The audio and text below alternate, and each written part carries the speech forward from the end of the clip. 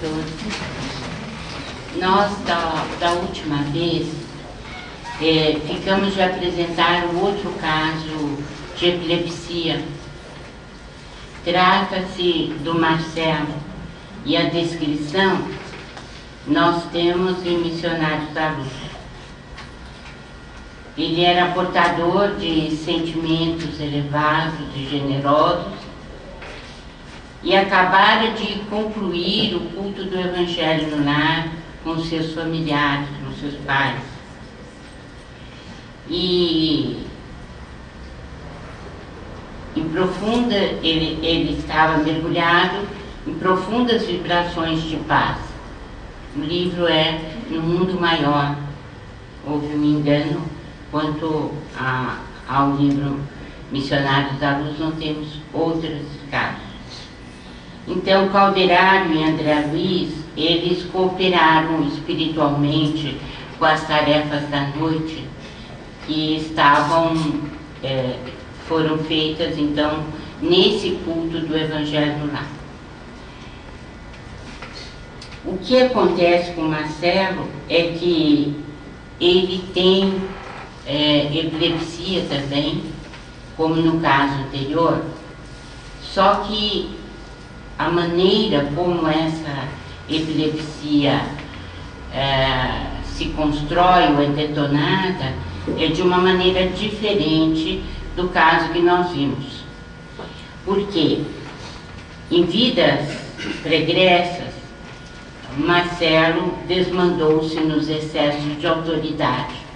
Quer dizer que a sua maneira de dirigir era uma maneira muito enfática, né? E com excessivo zelo pelo poder para exercer a sua autoridade. Diz-nos aqui o benfeitor que ele era senhor de vigorosa inteligência. Nem sempre, porém, utilizou os dons intelectuais para confortar ou socorrer, antes precipitando-se em caprichos criminosos. O fato é que ele fez inúmeras vítimas, e essas pessoas às quais ele prejudicou o esperaram do outro lado da vida, então além túmulo.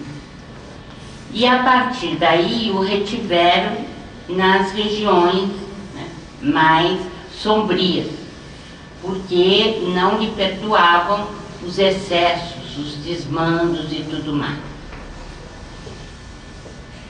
E os desequilíbrios foram se dando no corpo espiritual dele antes da reencarnação. Então, quando ele estava no período entre vidas, logo após ter desencarnado, ele encontrou aqueles aos quais ele prejudicou. E com isso, ele ficou meio que prisioneiro desse grupo de adversários, e o seu organismo perispiritual, o seu perispírito, acabou caindo em desequilíbrio. Seus muitos amigos, pois claro, ele não apenas prejudicou pessoas, mas ele fez bem também, e ele ajudou outras. Então a questão no mundo espiritual é sempre muito justa. O que nós fazemos é computado, tanto do lado negativo quanto positivo. Não há assim um julgamento que a gente poderia dizer injusto, de maneira nenhuma. São pesados todos os prós e os contras de tudo aquilo que fizemos. Então, os seus muitos amigos, com sua parcela de generosidade, pediam por ele. E o fato é que ele tinha esse peso a favor dele de forma positiva, que eram os amigos que ele deixava. Por mais que suplicasse e por muito que insistissem os elementos intercessórios, A ansiada libertação demorou muitíssimo, porque o remorso é sempre o ponto de sintonia entre o devedor e o credor. E o nosso amigo, ele trazia a consciência fustigada de remorsos cruéis, conforme explicou Calderaro. Desse modo, então, nós estamos compreendendo uma outra origem da epilepsia quando a gente reencarna. Vamos ver, então. Com o passar do tempo, esgotou a parte mais pesada de suas provas. Depois de longos anos de desequilíbrio, sofrendo tremendas convulsões, choques e padecimentos provocados pelos adversários, foi socorrido por sábio orientador espiritual, amigo de passado remoto. Ele passou a seguir um plano de renovação espiritual. E depois aconteceu a reencarnação, que seria a grande oportunidade dele de refazimento do seu passado. E desde menino, ele reencarnou como sendo um Marcelo, né? E desde menino ele tem se revelado obediente, bondoso. Mas o que acontece é que ninguém pode fugir do seu passado. Então, a questão ficou assim, que os seus perseguidores, eles não lhe davam tréguas, mesmo ele reencarnar, e continuavam a espreitá-lo, para ver exatamente como era a atitude dele, o que ele estava fazendo, etc. Em virtude do serviço regenerador a que se propôs, não se encontrava mais atraído a ele, embora sofresse com as amargas recordações que reapareciam durante o sono físico, quando seu espírito estava parcialmente desprendido do corpo. Aos 14 anos, porém, quando passou a rememorar os fenômenos vividos, surgiram as crises epiléticas. Marcelo não se deixou abater. Encontrou os antídotos necessários ao problema pelo hábito de oração, pelo entendimento fraterno, pela prática do bem e pela espiritualidade superior. Não tinha tido necessidade de fazer uso de hipnótico, nem dos remédios comuns empregados para esse mal, porque tem recebido auxílio constante do plano espiritual. Terminado o culto e após fazer as orações no leito, Marcelo Espírito desprendeu-se do corpo físico, reencontrando-se então com o Calderaro. Demonstrou grande alegria ao revê-lo e também pela oportunidade de conhecer André Luiz. Ia a conversação a meio, quando dois vultos sombrios, cautelosamente, se aproximaram dos três. Repentinamente, o jovem abandonou os amigos espirituais e voltou correndo para o corpo que se debatia em convulsões. Era o ataque epilético noturno. A simples aproximação dos inimigos de outra época esclareceu Calderaro. Altera-lhe as condições mentais.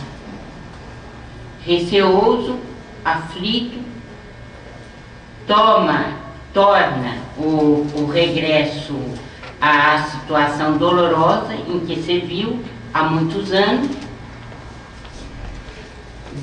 nas esferas inferiores, e busca apressado o corpo físico, à maneira de alguém que se socorre do único refúgio de que dispõe em face da tempestade iminente. Então, a razão dos ataques epiléticos noturnos é esta que nós estamos vendo pela descrição de André Luiz, né? Ele foi uma pessoa, uma espécie de ditador, ou uma pessoa que governou com mãos de ferro, prejudicou muita gente. Ao sair da reencarnação, ele encontrou o grupo ao qual ele prejudicou, ficou muitos anos sem poder sair dessa situação. O seu organismo espiritual foi abalado, teve muitas convulsões, e afinal ele foi recolhido no mundo espiritual por seu benfeitor, aprendeu muito, conseguiu libertar-se de muita coisa, mas ele se preparou para uma nova encarnação onde ele teria melhores resultados. E realmente ele reencarnou uma pessoa bondosa, obediente e que tem procurado fazer o bem dentro de suas possibilidades. Mas depois dos 14 anos, o que aconteceu foi que ele passou a ter as convulsões em virtude das lembranças dele do seu passado espiritual e também a aproximação daqueles verdugos que ficaram, aos quais ele tinha prejudicado. Então, a simples aproximação desses espíritos faz com que detone a convulsão epilética. Mas isso está se dando mais em convulsões noturnas. Durante o dia ele passa bem, né? No encéfalo, o desequilíbrio era completo. Das zonas mais altas do cérebro partiam raios de luz mental que, por assim dizer, bombardeavam a colmeia de células do córtex. Os vários centros motores, inclusive os da memória e da fala, jaziam desorganizados, inânimes. Esses raios anormais penetravam as camadas mais profundas do cerebelo, perturbando as vias do equilíbrio e destrambelhando a tensão muscular, e que determinavam estranhas transformações nos neurônios e imergiam no sistema nervoso cinzento, anulando a atividade das fibras. Marcelo, espírito, contorcia-se de angústia, justaposto ao Marcelo forma, encarcerado na inconsciência orgânica presa de convulsões. A pergunta de André Luiz é uma pergunta que todos nós faríamos, né? Como explicar a ocorrência? Não havia nenhum espírito diretamente implicado nesse fenômeno. Por outro lado, o quarto do doente permanecia protegido por uma barreira magnética, devido ao seu comportamento espiritual digno. E os três, há pouco, estavam em conversação edificante. Onde é que estava o problema? Por que ele voltara? Por que ele fora correndo para o corpo físico, né? Calderaro lembrou os reflexos condicionados de Pavlov, relacionando-os ao acontecimento. Com ele aprendemos que, no caso de Marcelo, as lesões do perispírito, provocadas pelo remorso e pela atuação de suas vítimas no mundo espiritual, ainda não cicatrizaram de todo. O corpo espiritual arquivou a lembrança fiel dos atritos vivenciados no além. Em razão disso, na existência atual, as zonas motoras, símbolo da moradia das forças conscientes, constituem uma região perispiritual em convalescença.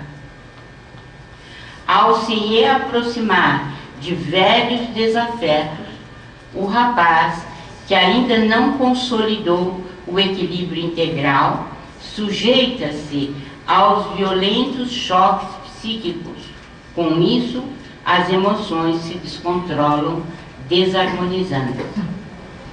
A mente desorientada abandona o leme da organização perispiritual dos elementos e dos elementos fisiológicos. Com isso, assume uma posição anômala, dispersando as energias que lhe são peculiares em movimentos desordenados. Passam, então, essas energias a atritarem-se e a emitir radiações de baixa frequência, aproximadamente igual à de que lhe incidia do pensamento alucinado de suas vítimas. Essas emissões destruidoras invadem a matéria delicada do córtex encefálico, assenhoreiam-se dos centros corticais, perturbam as sedes da memória, da fala, da audição, da sensibilidade, da visão e inúmeras outras sedes do governo de vários estímulos. Instala-se assim o grande mal. Então, com as explicações de Calderaro, André compreendeu a impossibilidade de um psiquiatra sem as noções do espírito.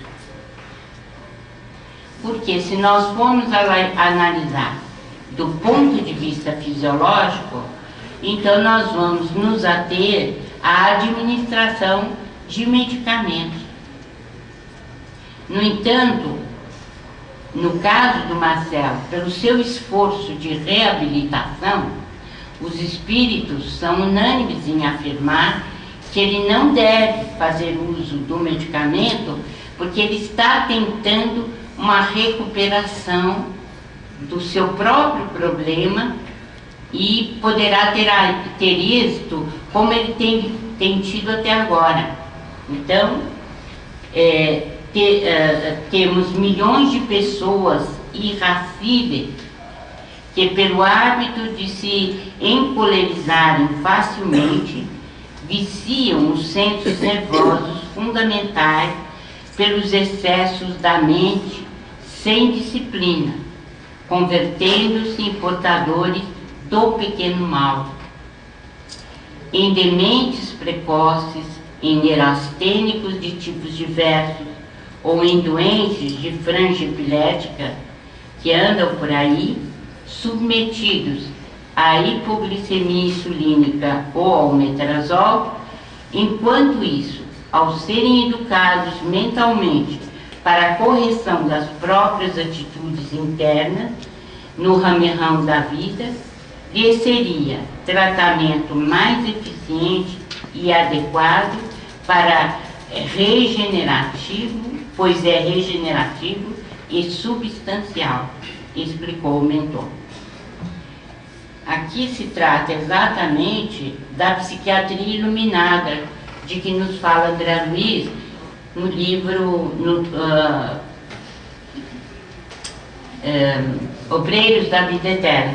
Quer dizer, a questão não é só a administração de remédio, mas a tentativa do indivíduo de regenerar-se, aplicando utilmente o seu cérebro, a sua mente, nas questões positivas.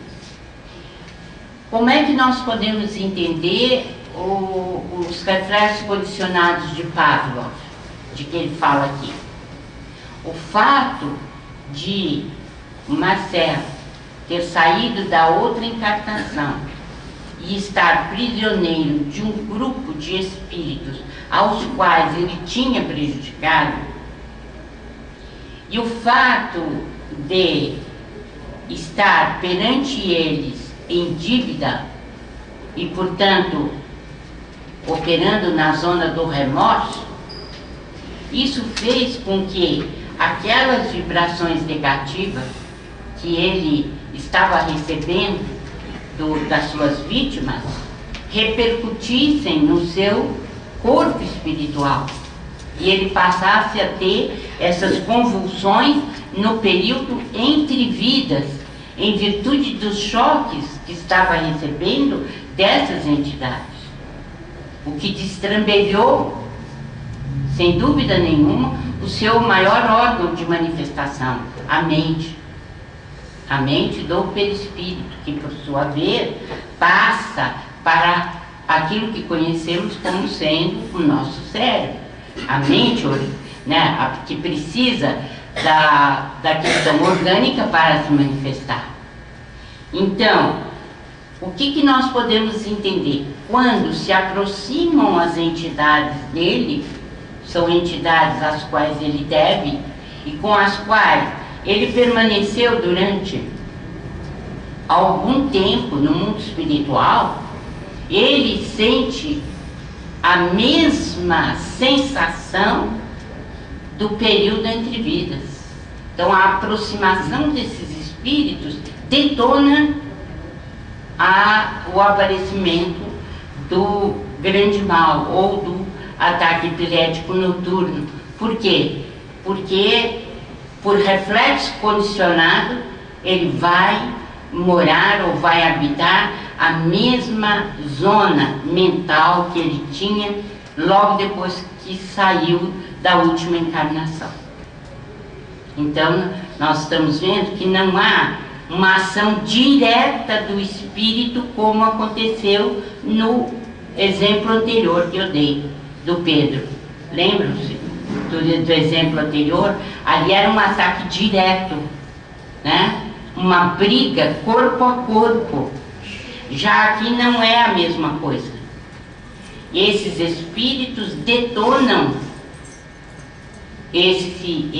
pelo simples aparecimento dele, perto, ou passando, ou emitindo vibrações, ele acaba entrando nos mesmos ataques que ele tinha nesse período entre vidas, por uma questão de reflexo condicionado. Então, ele ainda não está podendo se libertar disso, em virtude dos inúmeros problemas que ele causou aos seus adversários. No entanto, à medida que ele vai tendo melhor recuperação espiritual nesta vida, ele vai zerando ou vai neutralizando a sua dívida, né? E devagar vai se recuperando. O que se depreende dos ensinamentos é que a psiquiatria iluminada, que coloca o espírito imortal como centro das doenças, aconselha, no caso de lesões perispiríticas, que se remonte à origem das perturbações, não a golpes simplesmente verbalísticos, mas socorrendo os doentes com a força da fraternidade e do amor, a fim de que tenham força de modificarem-se, reajustando as próprias forças. Finalmente, Marcelo Espírito voltou a tomar conhecimento do ambiente. Lamentou ter fraquejado. Calderaro, afagando-o, afirmou que ele ainda estava em tratamento. Seria preciso o concurso do tempo para a cura integral. Marcelo indagou se devia tomar hipnóticos e o benfeitor desaconselhou. No seu caso, o tratamento mais eficaz seria a fé positiva e o trabalho digno. Segundo o instrutor, os medicamentos podem exercer tutela despótica sobre o organismo, sempre que a mente não se disponha a controlá-lo, embora ele reconheça que há casos em que se necessita utilizá-los. Essa observação de Calderaro é da maior importância, sobretudo dentro do paradigma médico espírita, para que a gente esteja sempre alerta quanto à dependência de remédios que pode surgir em determinados casos. O conselho dele aqui é que a gente deve utilizar os remédios dentro de um determinado tempo, mas que a gente não deve exagerar. Por quê? Por causa da tutela despótica do medicamento sobre nós. Em vez de nós controlarmos, de nós dirigirmos a própria economia orgânica para onde nós queremos, como espíritos imortais, nós sermos subordinados à medicação. E isso vale para qualquer doença, para qualquer problema que nós tenhamos do ponto de vista físico. O medicamento exerce uma ação despótica sobre nós. Compete ao espírito controlá-lo e não se deixar controlar. E o que acontece é que a gente vê que há pessoas que não dormem se não tomarem remédio para dormir. Há pessoas que já incorporaram isso à sua vida. Não é uma tutela despótica? É sim. Porque o espírito é senhor do corpo, ao contrário do que se pensa. Depois da borrasca bonança, os três saíram em agradável excursão de estudos, enquanto o corpo físico de Marcelo repousava tranquilamente. Então, essa era a questão que faltava da outra vez, mas que eu julgo da maior importância, que nós já estamos aqui observando 2 casos de epilepsia cujas origens não, quer dizer, são as mesmas se pensarmos em termos de consciência culpada, de remorso. No entanto, a origem em um caso foi de obsessão direta, né? E nesse caso, apenas e tão somente pelo simples fato da aproximação dos adversários. Isso a gente tem que ter em conta. Quando a gente vai fazer palestras sobre a obsessão de suas máscaras, é muito raro não ter essa pergunta, né? Então, todos os casos de epilepsia são obsessão? Não, não são. Né? Há casos de obsessão, sim, direta. Nós já vimos um deles. Há outros em que, pelos reflexos condicionados, é que o indivíduo tem o ataque, ou tem as convulsões, ou o problema disrítmico do seu encéfalo. Certo? Eu acho que isso precisa ficar bem claro no estudo que estamos fazendo. Uma, para orientar a gente, né? E também, do ponto de vista médico, isso é muito importante, essa orientação. Nós vamos passar diretamente ao tema que seria dessa noite, mas que nós julgamos que não poderíamos passar para ele sem que a gente terminasse a questão da epilepsia. É a sintonia e hipnose em graus diversos. Se eu não conseguir terminar, a gente providencia para terminarmos numa próxima vez. Então, nós vamos estudar nesse capítulo um mecanismo diferente de mediunidade. A mediunidade, como nós vimos até agora, em vários casos, ela se dá por partículas que têm um movimento natural no circuito mediúnico. Mas o que eles vão dizer hoje, é a mediunidade por vibração, por ondas. E por que eu estou falando isso? Lembram-se quando nós estudamos os átomos mentais? E nós falamos que os átomos mentais, eles têm função quântica? Pois bem, nós aprendemos dentro da física quântica que todos os elementos atômicos ou partículas têm funções, ora de onda, ora de partícula. Isso a gente aprende logo que se dá conta das questões da física quântica. Então, na mediunidade é a mesma coisa. Nós temos a mediunidade que se faz através dos átomos em situação de partículas, encarados como partículas, ou predispostos como partículas. E há aquela mediunidade que forma o circuito mediúnico através de ondas. Então, ou os átomos mentais se encaminham para uma manifestação de partícula ou uma manifestação de onda. Não sei se está um pouquinho difícil de compreensão, mas se a gente fizer um esforço, a gente consegue compreender, né? A senhora vai falar a distinção de uma e outra? Esse capítulo que diz respeito à sintonia é de ondas. Por isso que eu estou introduzindo essa parte, tá?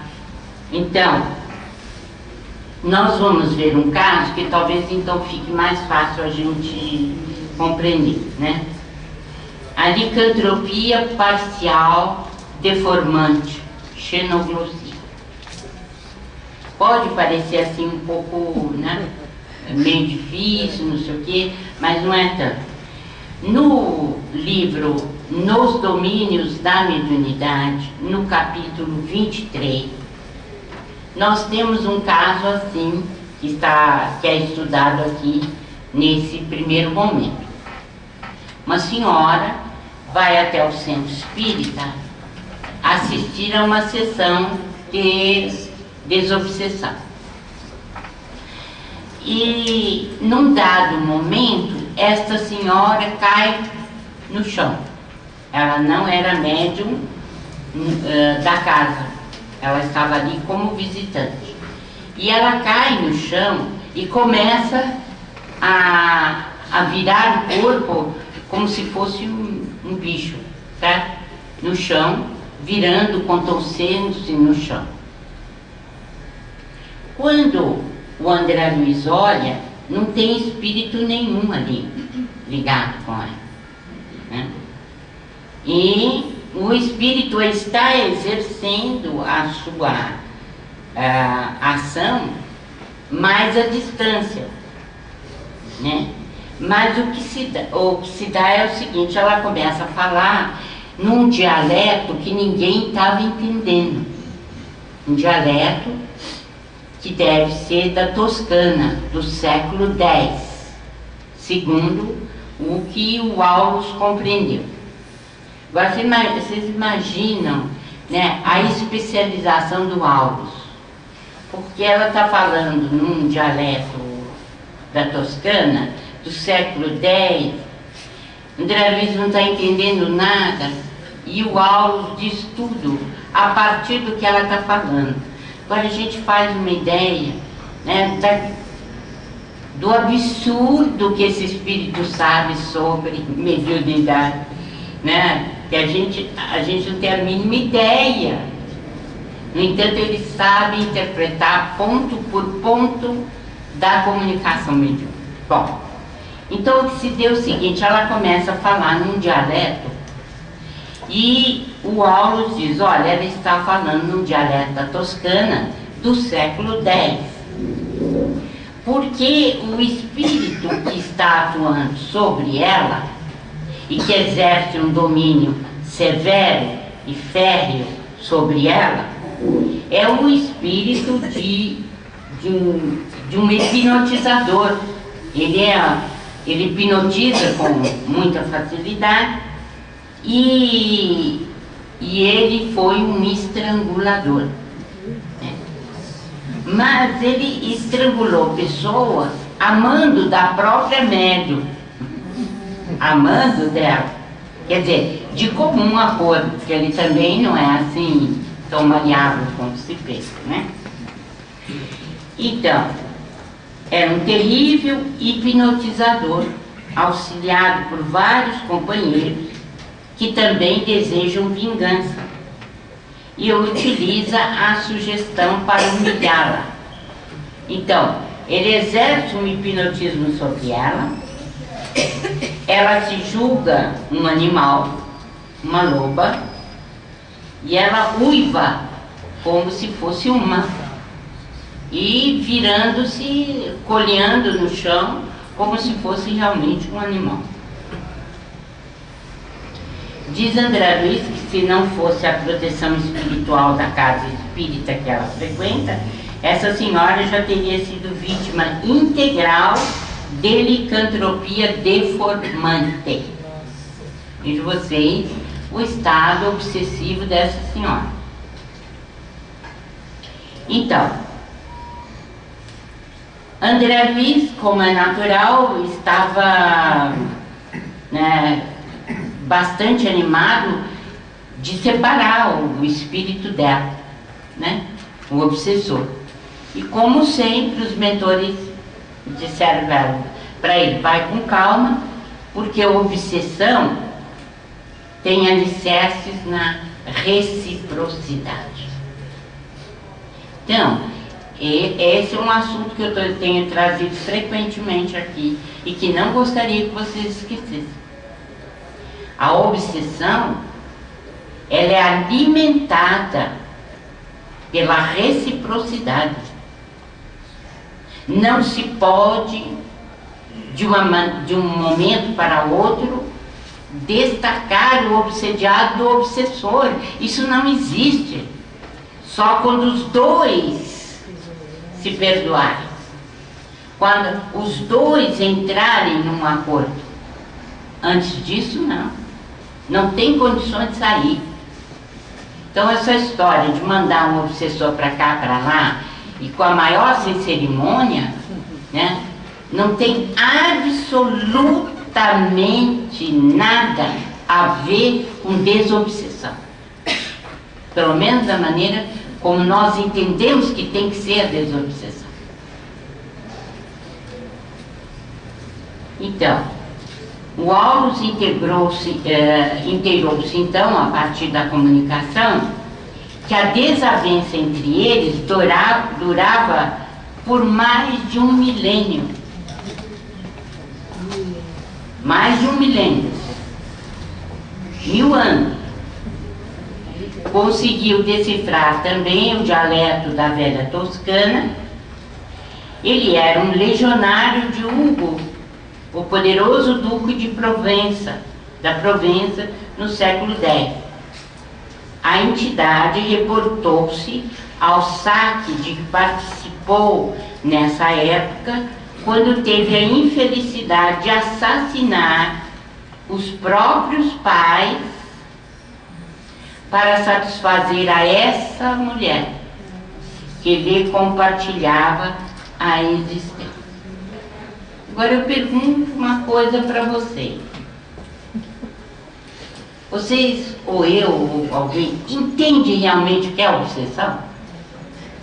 Não entendemos nada. Como é que uma senhora aparentemente simplória, aparentemente uma senhora muito boa, muito, né, simples, etc., vai a um centro espírita receber um passe para se libertar e de repente se descobre o quê? Que ela tem um drama que tem 1000 anos de problema. 1000 anos. Como é que nós vamos resolver isso? Quem se habilita? Então, nesses casos de xenoglossia ou de mediunidade poliglota, o filtro mediúnico e a entidade que se utiliza dele acham-se tão intensamente afinados entre si que a passividade do instrumento é absoluta.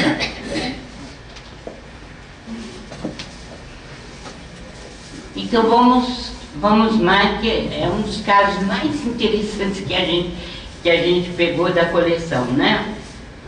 Intrigado com o fenômeno, Hilário perguntou ao assistente se ele é atribuível à mediunidade propriamente dita ou à sintonia completa.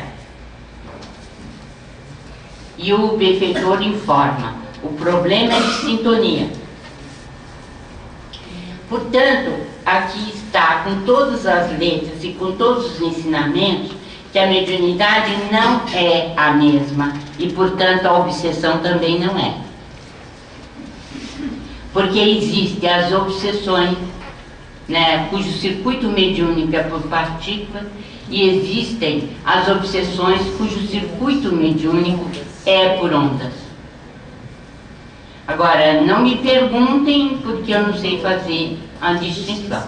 Talvez, se escorresse na forma prática, um dia a gente possa chegar lá.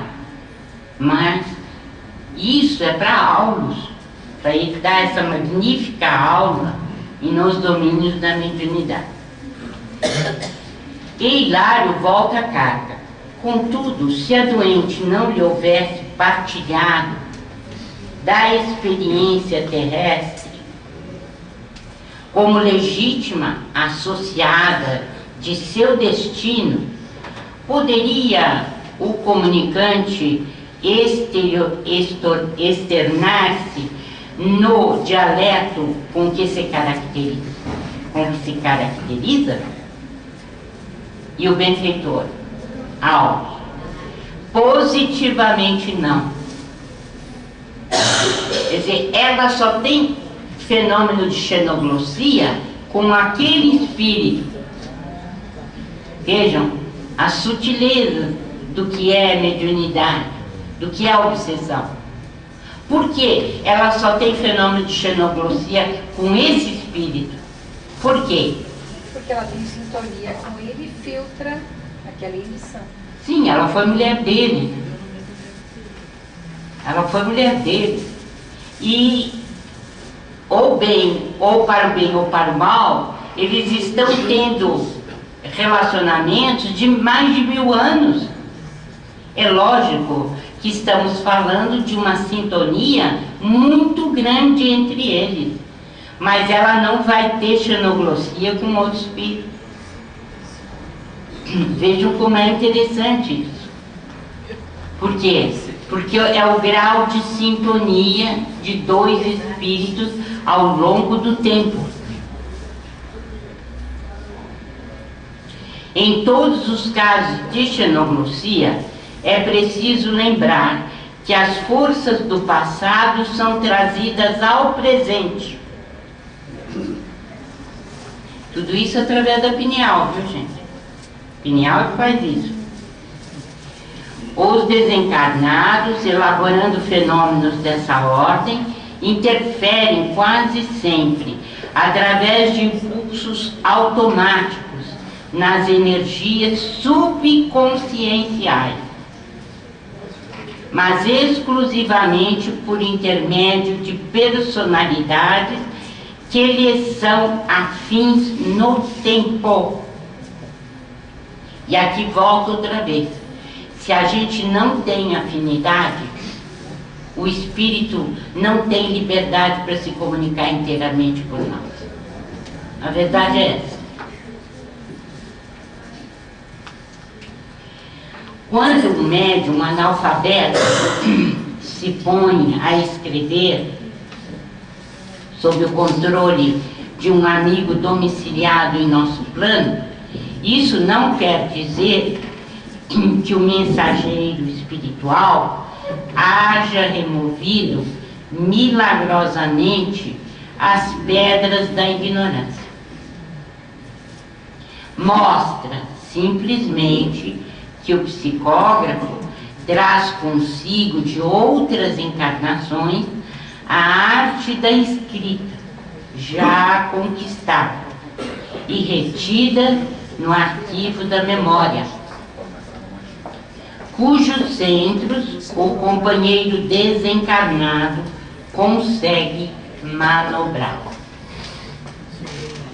Então, não existe milagre. Se alguém que é analfabeto consegue escrever, é porque o espírito está conseguindo o quê? O que ele está conseguindo? Manobrar recursos que esse espírito já tem, já traz. Hilário ainda insistiu. Podemos concluir, então, que se a enferma fosse apenas médium, sem o pretérito de que dá testemunho, a entidade não se exprimiria por ela numa expressão cultural diferente da que lhe é própria? Sim, disse Alves, sem dúvida alguma. Em mediunidade há também o problema da sintonia no tempo. O fato sob nossas vistas pode ser, de certo modo, comparado às correntes d'água. Cada qual tem seu nível. As águas à flor da terra guardam a serventia e o encanto que lhes são peculiares. Contudo, somente as águas profundas encerram o tesouro educado em culto das enormes forças latentes que podem ser convenientemente utilizadas quando aquelas são trazidas à superfície. Então é muito bom esse estudo para dizer que quando há um fenômeno de maior liberdade do espírito para trazer à tona mais informações, ou ele se utiliza de uma grande afinidade que ele tem do passado com aquele médium ou aquela médium, ou ele se utiliza de um intermediário ou de um médium ou uma médium que não coloquem obstáculo porque são médiums sonambúlicos ou médiums inconscientes. Então são dois casos em que o espírito pode trazer à tona muitas informações importantes. Como vocês sabem, Chico Xavier tinha a psicografia sonambúlica, né, inconsciente. Daí as informações que ele trazia quando recebia as cartas dos familiares. Então todas as informações que eles passavam era porque havia de eleição, no caso do Chico, era a mediunidade sonambúlica ou inconsciente. Então eles podiam se exprimir completamente, dando dados irrefutáveis. No caso aqui, essa senhora não vai ter essa liberdade com nenhum outro espírito. No caso do Chico, foram 600 autores que agiram assim. Entendem a diferença? Mas no caso dela, ela pôde trazer à tona a xenoglossia, as informações de que ele era um legionário de Hugo, da Provence. Ela pôde trazer uma porção de coisa, mas não porque a mediunidade dela seja sonambúlica ou inconsciente, mas porque a sua afinidade com o espírito comunicante era muito grande. E ele pôde hipnotizá-la, e ele pôde trazer através de uma imposição sobre ela. Ficou claro? Segundo o apontamento do orientador, mesmo à distância, depois de separados, o algoz e a vítima continuavam unidos pela fusão magnética. Vejam vocês a afinidade ou a sintonia desses espíritos ao longo do tempo.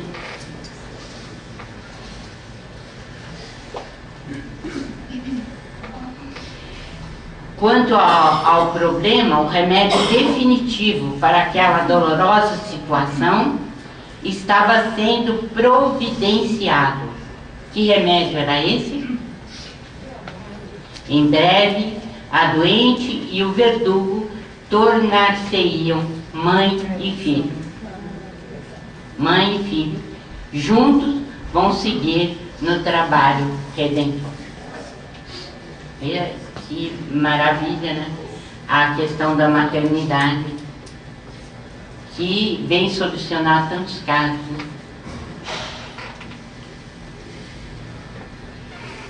E Aulus arrematou: louvado seja Deus pela glória do lar.